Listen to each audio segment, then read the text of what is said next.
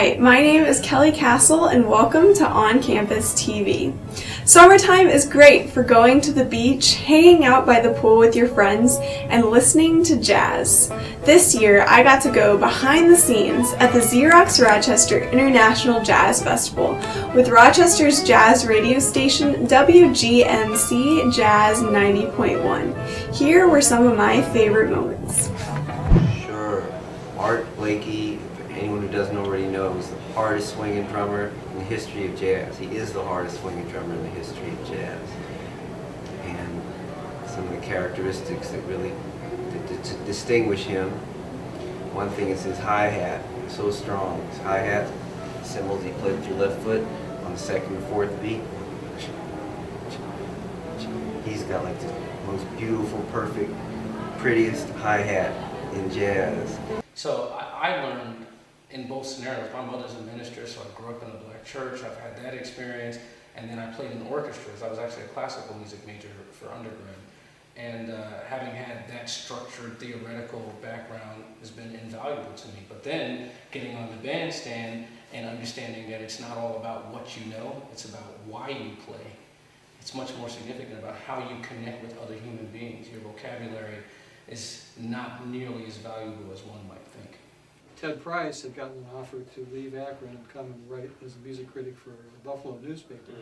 He used to come to Eastman to hear concerts and became a big fan of the Eastman Jazz Ensemble. So when Rayburn Wright asked both of them who they thought would be good for this new job, they both said right away, "You should get Bill Dobbins." Wow.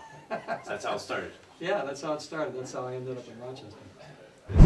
These were only a few of my most memorable moments. To see interviews with almost 40 of the festival's stars, go to the Interviews tab on polyphonic.org.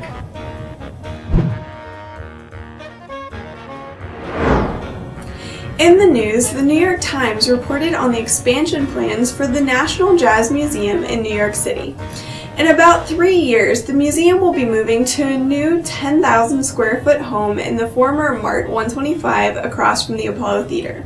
The team behind the new museum includes pianist Jonathan Batiste, jazz scholar and musician Lauren Schuenberg, and bassist Christian McBride. They hope to make the museum an interactive experience with live music whenever the museum is open. To find out more about the museum and to donate to help make the opening possible, go to jazzmuseuminharlem.org.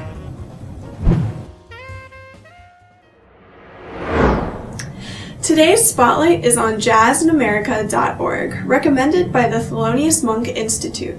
The website is funded by the National Endowment for the Arts and includes lesson plans and student handouts for teachers, a glossary of terms, and important videos and photographs, all jazz related.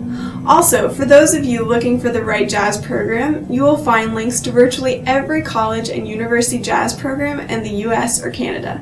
Check it out at jazzinamerica.org. I hope you enjoyed going behind the scenes at the 2012 Xerox Rochester International Jazz Festival. To find out more about the festival, go to rochesterjazz.com. Don't forget, if there's a cool article, artist, or resource you think we should know about, you can share it with us by hitting the submit button at the bottom of the page. Thanks for joining us, and we'll see you next time on Campus TV.